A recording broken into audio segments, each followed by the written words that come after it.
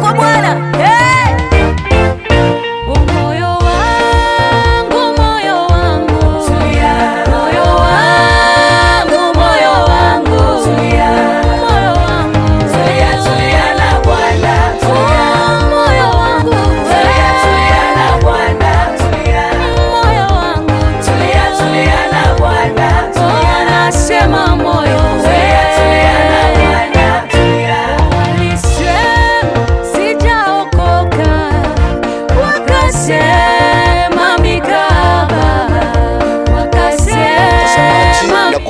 Katika kipindi zetu sasiri ya msamaha wa dhambi, ukiletewa na Pastor Ibrahim kutoka kanisa ya Righteousness of God Ministry. Na maandiko inasema, heri mtu yule asiyekwenda katika shauri la wasio haki, wala akusimama katika njia ya wakosaji, mbali sheria ya Bwana ndiyo impendezaye. Na atakuwa kama mti uliopandwa kando kando ya vijito vya maji, ambao huzaa matunda yake wakati wake, na lolote ufanyalo litafanikiwa.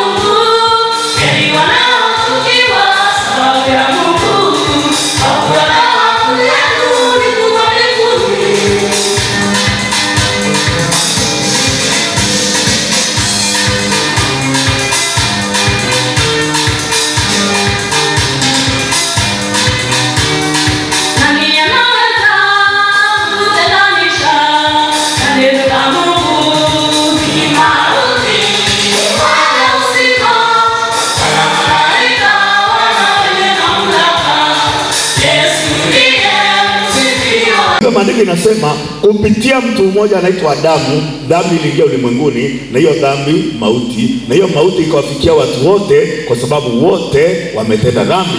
Okay, tunapoenda kitabu cha Warumi, soma Warumi 5 mstari wa 19. Warumi 5 mstari wa 19. Maandiko inaweka wazi jambo hili. Inasema hivi, kwa sababu kwa kuasi kwake mtu mmoja watu wengi waliingizwa katika hali ya wenye dhambi, kadhalika kwa kutii kwake mmoja watu wengi wameingizwa katika hali ya wenye haki.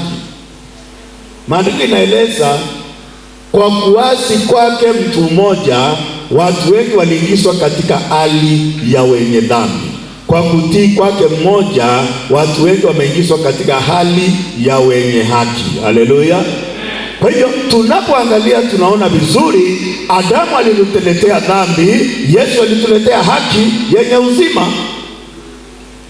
So ili tuweze kufanyika wenye haki, tunafaa tufanye nini? Watu wengi wanajaribu bila wanaweza kufanya ili waweze kuwa wenye haki. Wanajaribu kutenda matendo mazuri ili waweze kuwa wenye haki. Wanajaribu kujitakasa ili wawe wenye haki. Wanajaribu kuzuia wasitende dhambi ili wawe wenye haki, lakini bado wanaendelea kutenda dhambi. Kwa nini wanaendelea kutenda dhambi kila kukisa? Kwa sababu dhambi iko ndani ya mioyo yao. Unasukia kutenda mabaya, lakini yapo hayo unasukia ndio unayoyatenda. Hebu angalia Biblia vile inanukuu kuhusiana na moyo wako vile ulivyo. Kitabu cha Warumi 7 mstari wa 18. Kwa maana kwa maana najua ndani yangu, kwa maana najua ndani yangu yaani ndani ya mwili wangu alikai neno njema, kwa kuwa kutaka nataka, bali kutenda lililo jema sipati. Mstari wa 20, basi kama lile nisilolipenda ndilo nitendalo, si mimi nafsi yangu nitendalo hilo, bali ile dhambi ikawa ndani yangu. Maandiko inaeleza vizuri, inasema kwa maana najua ndani yangu, yaani ndani ya mwili wangu alikai neno njema, kwa kuwa kutaka nataka kutenda lililo jema, lakini sipati. Mstari wa 20 inaeleza, inasema mstari wa 20, maandiko inaeleza hivi, basi kama lile nisilolipenda ndilo nilitendalo, si mimi nafsi yangu nitendalo hilo, bali ni ile dhambi ikaayo ndani yangu. Haleluya. Kwa hivyo maandiko inaeleza vizuri sana, ili uweze kuelewa ndani yako vile ambavyo dhambi inakuongoza, vile dhambi inafanya kazi ndani yako. Unasukia kutenda dhambi, unasukia mambo maovu, lakini unajipata unatenda yale unayoyasukia. Si wewe unayetenda mambo hayo, ni ile dhambi ikahayo ndani yako. Hii dhambi nayo si wewe uliyeitenda, ni Adamu alimwasi Mungu, na alipomwasi Mungu dhambi ikaingia. Dhambi ilinifikia wakati Adamu alipomwasi Mungu, kwa sababu mimi ni mbegu ya Adamu. Haleluya. Mimi ni mbegu ya Adamu, nilifanyika mwenye dhambi kwa sababu mbegu ya Adamu ni mbegu ya dhambi. Nilipozaliwa nikazaliwa kuwa mwenye dhambi. Haleluya. Sasa ili niweze kuwa mwenye haki, Adamu aliasi neno la Mungu. Ninapopolipokea neno la Mungu, ambao kupokea neno la Mungu ni Yesu Kristo. Ukiangalia Injili ya Yohana sura ya 1 mstari wa 1, maandiko inasema hapo mwanzo kulikuweko na neno, na neno alikuweko kwa Mungu, na neno alikuwa Mungu. Mstari wa 14, maandiko inasema neno akafanyika mwili, tukaona utukufu kama utukufu wa mwana wa pekee, amejaa neema na kweli. Ukirudi mstari wa 12, maandiko inasema wote waliompokea aliwapa uwezo wa kuitwa watoto wa Mungu, ndio wale waliaminio jina lake. Kwa hivyo kupokea neno ndani ya moyo ni kupokea Yesu Kristo ndani ya moyo wako. Na wakati unapopokea neno ndani ya moyo wako, dhambi inakoma ndani ya moyo wako. Kwa nini dhambi iko ndani ya moyo wako? Dhambi iko ndani ya moyo kwa sababu hakuna neno liko ndani ya moyo wako, na hili neno ni Yesu Kristo. Neno alifanyika mwili. Kwa nini alifanyika mwili? Alifanyika mwili ili aweze kuhukumu dhambi katika mwili. Tuangalie kitabu cha Warumi tuweze kuona kwa nini neno alifanyika mwili. Tuangalie kitabu cha Warumi 8 mstari wa 3. Warumi ni 8 mstari wa 3. Maandiko inasema yale yasiyowezekana kwa sheria kwa sababu ya udhaifu katika mwili, Mungu mwenyewe alituma mwanawe kwa mfano wa mwili ulio wa dhambi, ili ahukumu dhambi katika mwili. Kusudi la Yesu kuja katika mwili ni ili ahukumu dhambi katika mwili. Kwa hivyo ili neno linapoingia ndani ya moyo wako, Yesu alikuja katika mwili. Kwa nini alikuja katika mwili? Ili ahukumu dhambi zangu katika mwili wake. Kusudi lingine la Yesu kuja katika mwili, neno kufanyika mwili, kusudi hili ni gani lingine? Angalia kitabu cha Petro wa kwanza sura ya 2 mstari wa 24. Maandiko inasema namna gani? Kitabu cha Petro wa kwanza sura ya 2 mstari wa 24. Maandiko inasema yeye mwenyewe alizisukua dhambi zetu katika mwili wake juu ya mti, tuwe wafu kwa mambo ya dhambi, tuwe hai kwa mambo ya haki, na kwa kupigwa kwake tumeponywa. Kusudi la neno kufanyika mwili ni ili asukue dhambi zetu katika mwili. Unaona kitabu cha Petro kiingia ndani ya moyo wako, ili neno liingie ndani ya moyo wako, lianze kunena ndani ya moyo wako. Yeye mwenyewe alizisukua dhambi zetu katika mwili wake juu ya mti. Ili neno likianza kuongea ndani yako, utaanza kuona vile Yesu alikuja katika mwili, na vile alikutana na Yohana Mbatizaji katika mto wa Yordani, vile Yohana aliweka mikono, dhambi zote za ulimwengu zikahama zikaenda kwa Yesu Kristo. Na hapo ndio utaanza kuona kitabu cha Injili ya Yohana sura ya 1 mstari wa 29 inasema, siku yake ya pili Yohana alipomwona Yesu anakuja kwake, akasema, tazama mwana-kondoo wa Mungu aichukuaye dhambi ya ulimwengu. Ili neno likiingia ndani yako, mtazamo wako utabadilika. Utaona dhambi zako juu ya Yesu Kristo, na ukiona dhambi zako juu ya Yesu Kristo, utaona haki ya Yesu Kristo ndani yako. Yesu alikuja kama mwanadamu ili aweze kuokoa mwanadamu kutokana na dhambi, kwa sababu mwanadamu yeye mwenyewe aweze kujiokoa, mwanadamu yeye mwenyewe aweze kujitoa kwa dhambi. Ayalishi utang'ang'ana namna gani, ayalishi utajitahidi namna gani kuasana na dhambi, huwezi hasa dhambi na huwezi jitenganisha na dhambi. Ndio Mungu alijilisha yeye asiyejua dhambi. Angalia kitabu cha Wakorintho wa kwanza sura yake ni ya 5 mstari wa 21. Wakorintho wa pili 5 mstari wa 21.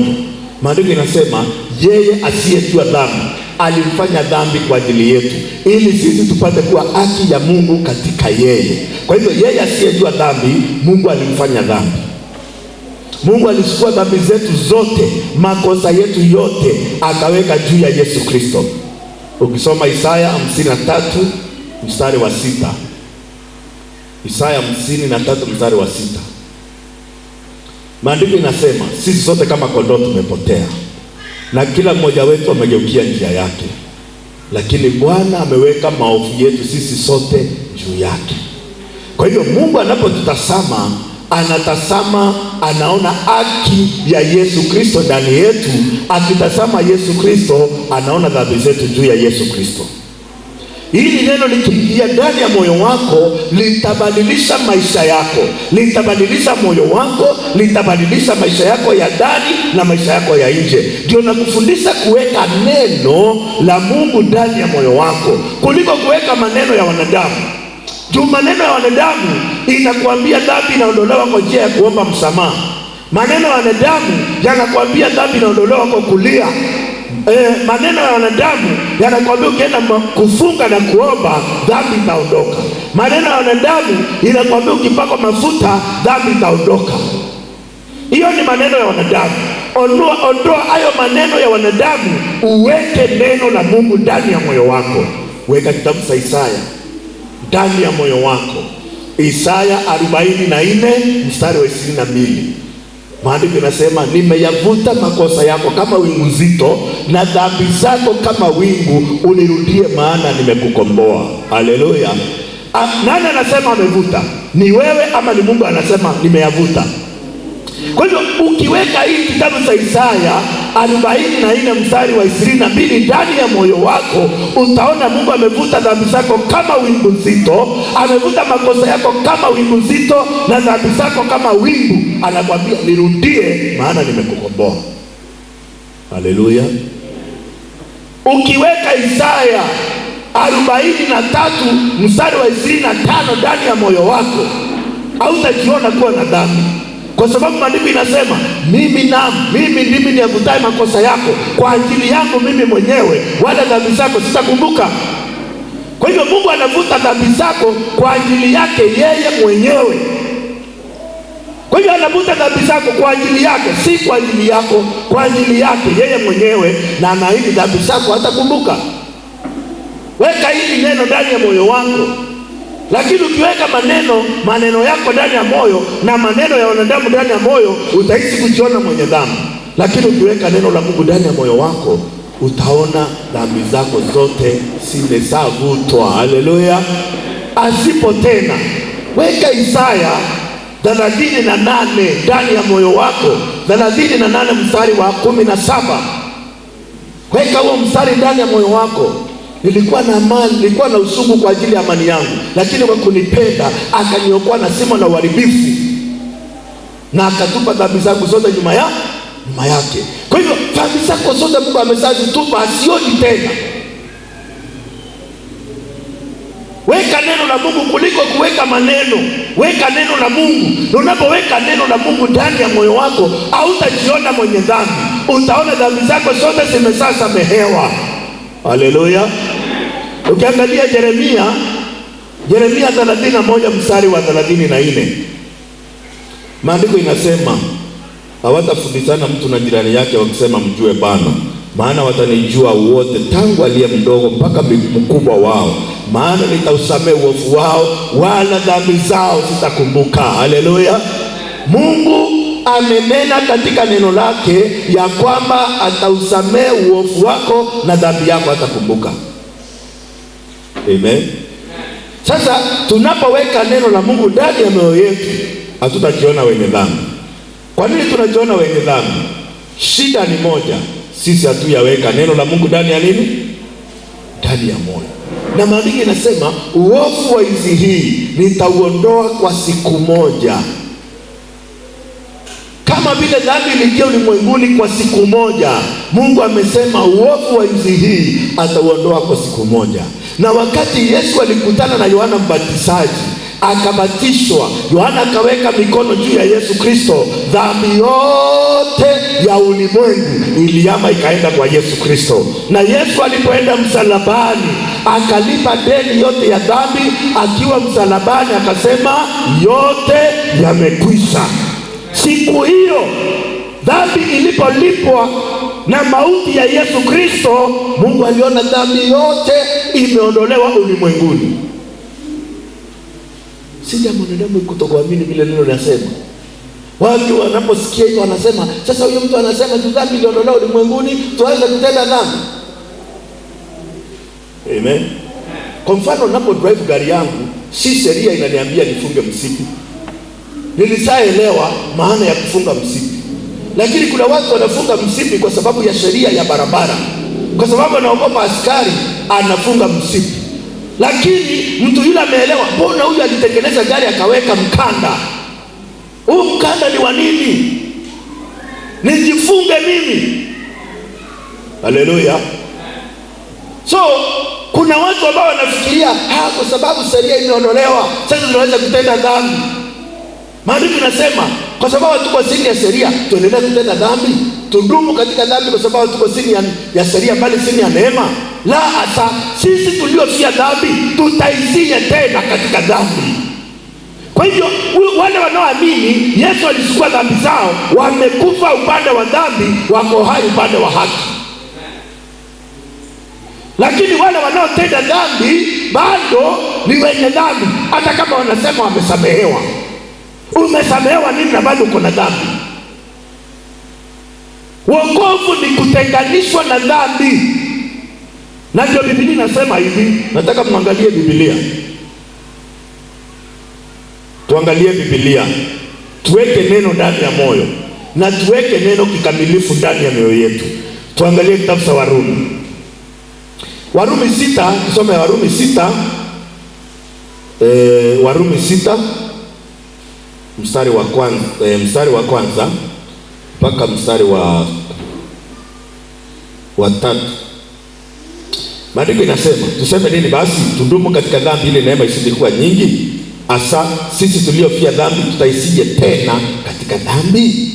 Amfahamu ya kuwa sisi sote tuliobatizwa katika Kristo Yesu tulibatizwa katika mauti yake. Mstari wa 4, basi tulisikwa pamoja naye kwa njia ya batizo katika mauti yake, kusudi kama Kristo alivyofufuka katika wafu kwa njia ya utukufu wa Baba, hivyo na sisi tuenende katika upya wa uzima.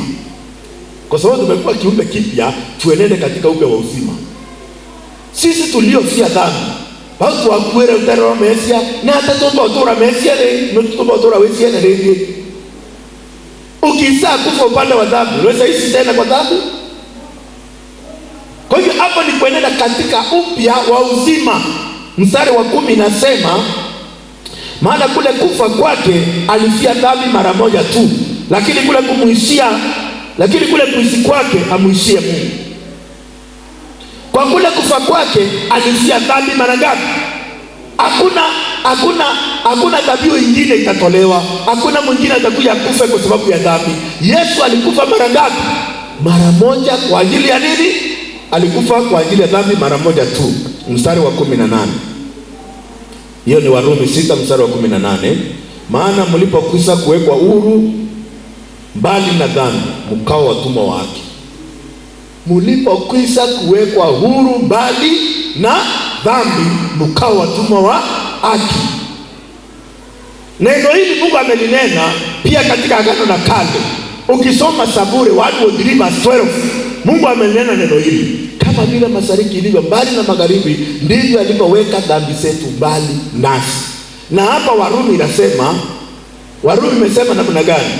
Warumi imesema basi tena, Warumi imesema na mlipokwisha kuwekwa huru mbali na dhambi, mkao watumwa wa nini? Wa haki. Kwa hiyo unaposikia kwamba unawekwa huru kwa dhambi, watu wanatafsiri vibaya. Hiyo tafsiri ya kwao. Lakini kwa Biblia yenyewe inasema tukisha kuwekwa huru mbali na nini? Mbali na dhambi. Lakini kwa tafsiri ya mwanadamu anaweza kutafsiri aseme tukisha kuwekwa huru kwa dhambi. Lakini vile maandiko inasema tukisha kuwekwa huru mbali na nini? Kwa hivyo wokovu ni kutenganishwa na dhambi.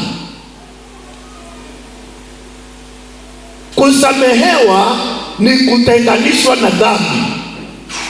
Kusamehewa ni kuwa mmoja na Mungu.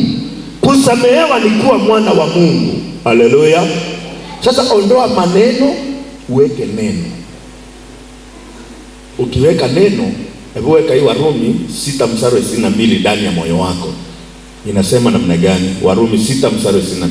Lakini mkisha kuwekwa huru na kuwa mbali na dhambi na kufanywa watumwa wa Mungu, mnao faida yenu ndio kutakaswa na mwisho wake ni uzima wa milele.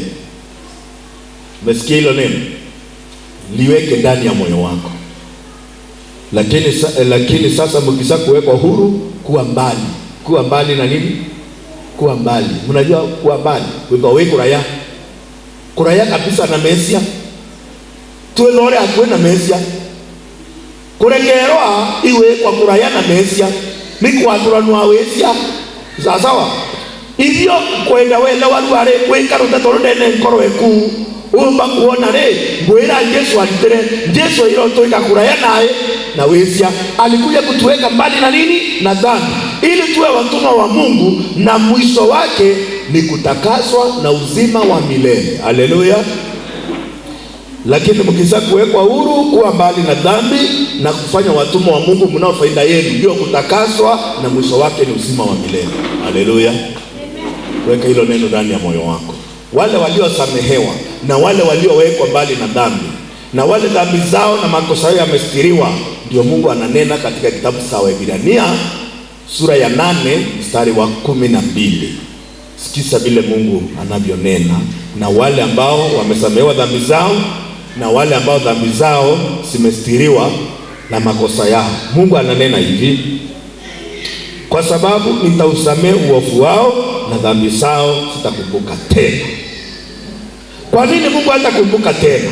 Kwa nini? Amewasamehe dhambi. Na tumeona kusamehewa ni kuwekwa mbali na dhambi. Si ati kwamba unasema nimesamehewa unalewa, nimesamehewa unafanya umalaya, umesamehewa unaiba, unasamehewa unasengenya, unasamehewa maovu yote ni wewe uko nayo. Ni nini sasa umesamehewa? Una kitu umesamehewa kweli? Kama umesamehewa dhambi, basi dhambi ikiondolewa ndani ya moyo, basi hata matendo maovu yameshaondolewa. Ni nini itafanya Mungu atukuzwe? Na kusudi la Mungu kumuua Yesu msalabani ni ili atukuzwe. Watu wanapotazama matendo yetu mema, wanamtukuza Baba yetu aliye mbinguni. Haleluya. Kwa hivyo sisi tuko hapo kwa kusudi la Mungu afanye nini? Atukuzwe kupitia matendo yetu sisi tuliosamehewa. Baada ya kusamehewa, kuna maisha baada ya kufanya nini? Baada ya kusamehewa. Tunaposamehewa tunafaa kuishi maisha na gani? Angalia kitabu cha Mathayo. Kitabu cha Mathayo 5 mstari wa 16. Maandiko inasema hivyo nuru yenu na iangaze watu watazame matendo yenu mema, wamtukuze Baba yenu aliye mbinguni. Kwa hivyo ni akina nani wanatazama matendo mema wanamtukuza Mungu?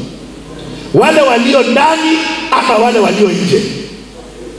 Wale wasioamini, wale wasioamini, wenye dhambi, wanapotazama matendo yako wanasema hakika kuna kitu Mungu amefanya. Kama ni huyu dada maisha yake imebadilika, kama ni huyu ndugu maisha yake yamebadilika, kuna kazi Yesu Kristo amefanya. Mungu anatukuzwa akiwa mbinguni kupitia matendo yako. Haleluya.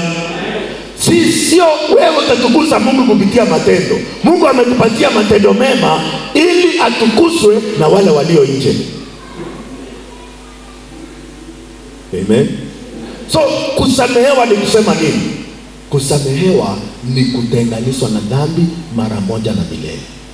Haleluya. Ndio maandiko yanasema kotoleo moja amewakamilisha hata milele au wanaotakaswa.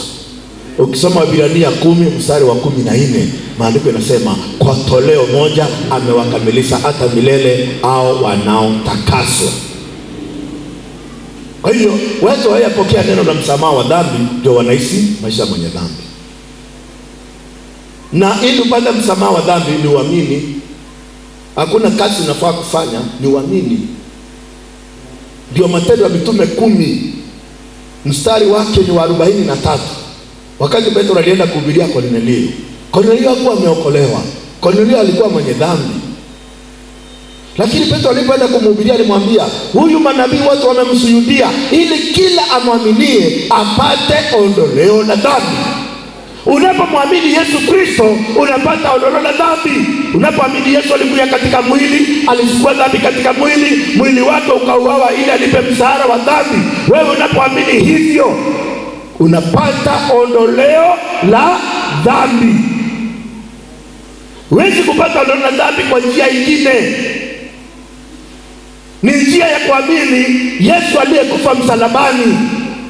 Juu kusudi la Yesu kufa msalabani ni kwa ajili ya dhambi zako, ni kwa ajili ya dhambi yako na dhambi yangu. Na Yesu akiwa msalabani, yeye mwenyewe akasema yote yamekwisha. Sheria iliyokuwa inanishtaki imeisha. Dhambi iliyokuwa inanihukumu, ilikuwa inanielekeza jehanamu, imeshaondolewa. Ninapoamini hivyo, mimi sina dhambi, nimepata ondoleo la dhambi. Unapoamini hivyo, mpendwa mtazamaji, na hapa kanisani utabaki hauna dhambi. Kwa nini uko na dhambi? Shetani anakufungulia Biblia. Unajua shetani anasoma Biblia, amjui. Sinianda alipoenda kwa Yesu alimwambia imeandikwa. Anaenda anamwambia, shetani anakuja anakuambia imeandikwa. Mbona unasema wewe huna dhambi na imeandikwa hakuna yule hana dhambi? Shetani anaongea mistari ile imejaa dhambi. Anamsomea waraka wa kwanza wa Yohana sura ya kwanza kwa Warumi 3 mstari wa 10, kama ilivyoandikwa hakuna mwenye haki hata mmoja. Inakuwa hapo. Susome mstari wa 24, wamehesabiwa haki bure kwa neema na ukombozi ulio katika Kristo Yesu. Mimi ni mwenye haki kwa sababu nimehesabiwa haki bure bila matendo yangu. Haleluya. Weka neno ndani ya moyo wako. Ondoa maneno, weke neno. Na ukiweka neno, utakiri una dhambi, utakiri wewe ni mwenye haki, utakiri wewe ni mtakatifu, utakiri wewe ni mwana wa Mungu, utakiri wewe ni mkamilifu. Haleluya. Pendo mtazamaji, mtakomea hapo. Tutaendelea katika kipindi kijacho na Mungu atasindi kutubariki. Kwa hivyo Jumapili nao kuja tuko na Meru TV live hapa, na pia kipindi saa kukumia kitakuwa kinaendelea hapa live.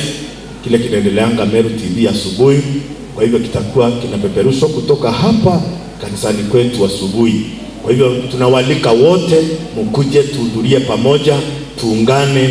Kanisa ya RGM imeungana na Meru TV kukuletea habari njema na ufalme wa mbinguni. Tunakualika katika hiyo ibada na Mungu atasindi kutukuzwa.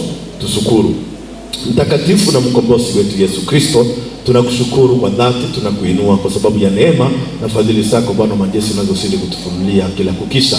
Asante kwa wokovu wa milele umetupatia kupitia damu ya mwana wako Yesu Kristo. Umetufundisha kuweka neno lako ndani ya mioyo yetu, na ni neno la milele. Tunapoweka hili neno la milele ndani ya mioyo yetu, tutakuwa na umilele kama wewe. Ulituma mwanao ili atupe uzima wa milele, atupe msamaha wa milele, atupe ukombozi wa milele. Tunakushukuru kwa sababu umeshatuingiza katika ulimwengu wa milele. Wokovu ni wa milele, hauwezi kuharibiwa na yeyote. Tunakushukuru Baba kwa vile Bwana majeshi uliandaa wokovu wa milele hata kabla ya msingi ya dunia kuwekwa. Na mpendwa mtazamaji amepokea neno hili, na Bwana majeshi neno hili likazidi kufanya kazi ndani ya moyo wake. Kwa imani katika jina la Yesu Kristo tumeomba. Sema amen. Mungu awabariki, akubariki. Tuage mtazamaji kwa makofi, shangwe na vigelegele. Amen. Amen. Mungu awabariki.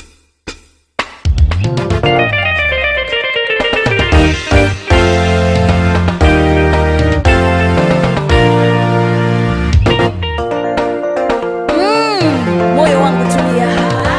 Tulia kwa Bwana.